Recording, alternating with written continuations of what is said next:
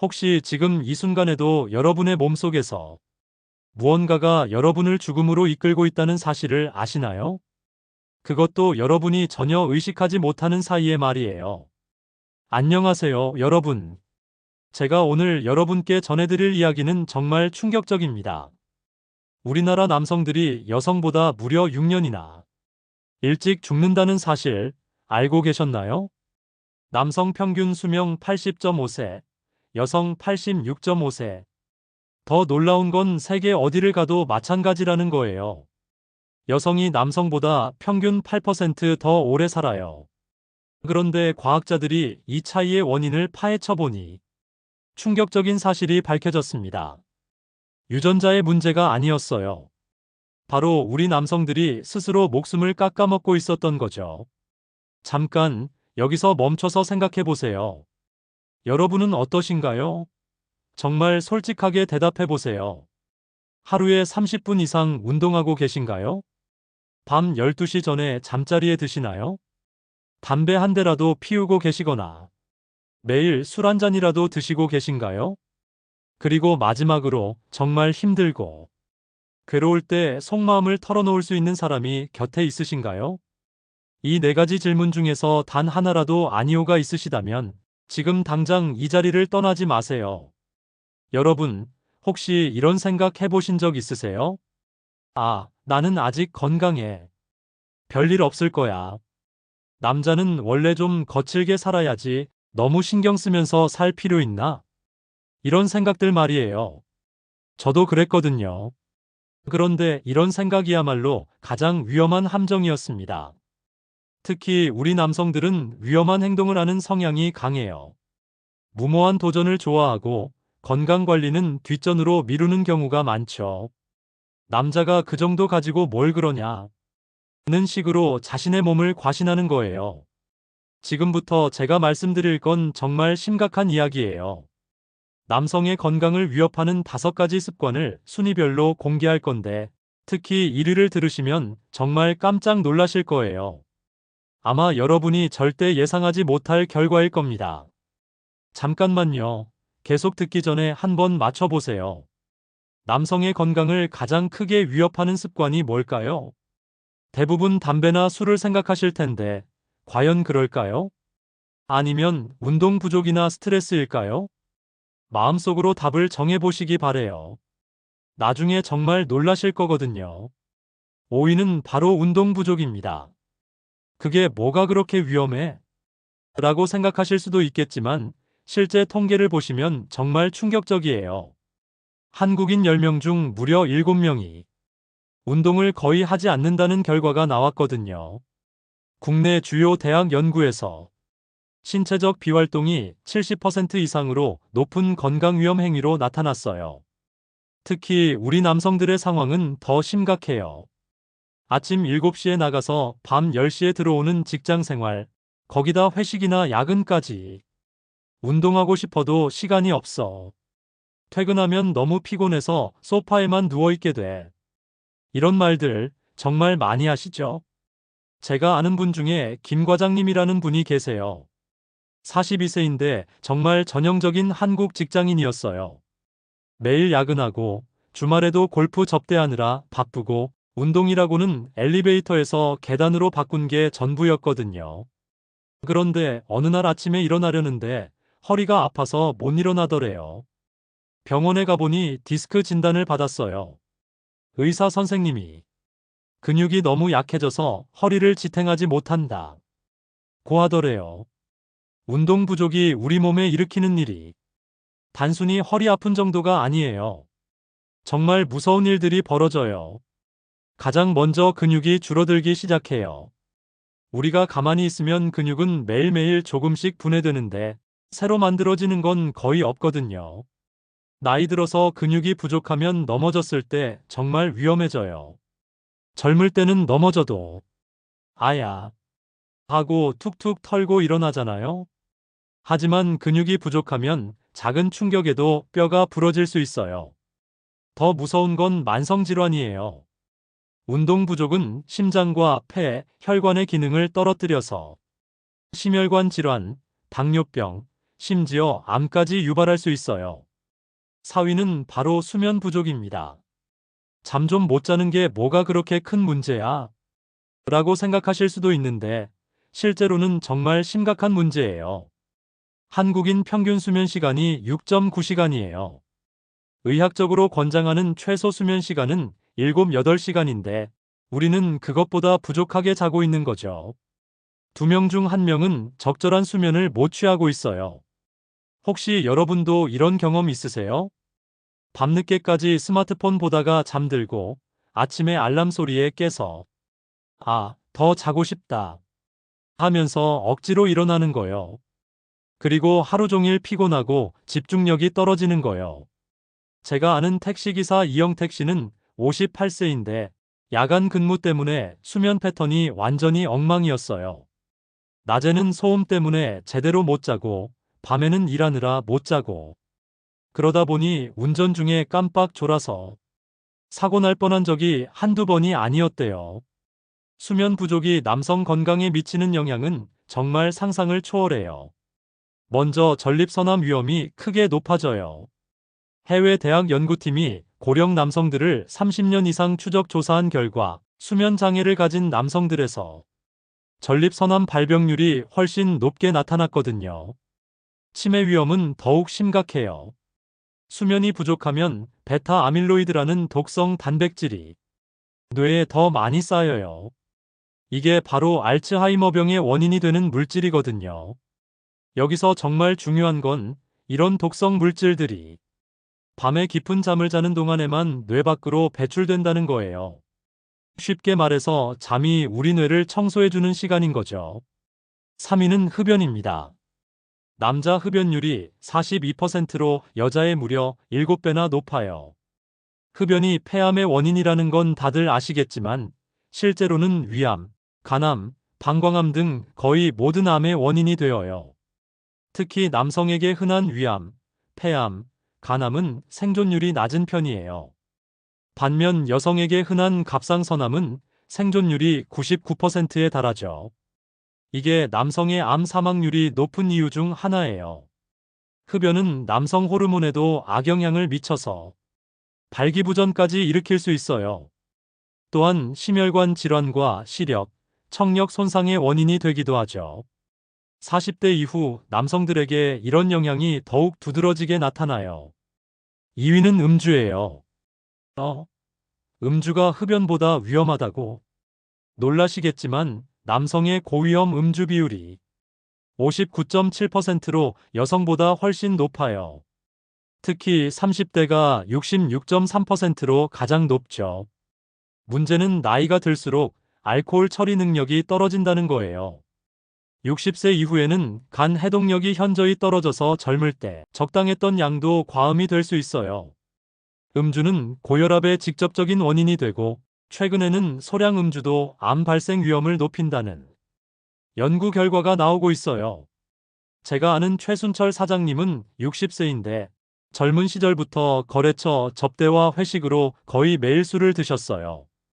50대 중반 건강검진에서 간 수치가 정상의 3배나 높게 나와서 정말 충격을 받으셨대요. 그때부터 물과 술을 번갈아 마시고 일주일에 3일은 금주하는 걸 실천하셨는데 1년 만에 간 수치가 정상으로 돌아오고 체중도 10kg 가까이 줄어들었어요. 한국의 회식 문화, 스트레스 해소 수단으로서의 음주 등이 남성들에게 더 많은 음주를 요구하는 상황이에요. 그래서 절주보다는 아예 금주가 권장되고 있어요. 드디어 1위를 공개할 시간이에요. 여러분이 처음에 생각했던 답과 같을까요? 1위는 정말 많은 분들이 예상하지 못할 거예요. 바로 사회적 고립입니다. 담배나 술보다 더 위험한 게 바로 외로움이라니 정말 믿어지시나요? 의학 연구 결과에 따르면 사회적 고립이 흡연만큼이나 심각한 건강 위험 요인이에요. 특히 남성이 여성보다 사회적 고립에 더 취약해요. 코로나19 시기 한국인의 사회적 고립도가 34%로 역대 최고를 기록했어요. 사회적 고립이란 정말 도움이 필요할 때 도움받을 사람이 없는 상황을 말해요. 몸이 아파서 집안일을 부탁할 사람이 없거나 우울하고 낙심했을 때 이야기할 상대가 없는 상황 말이에요. 가장 위험한 그룹이 누군지 아세요? 중장년 사별 남성과 이혼 또는 별거 남성이에요.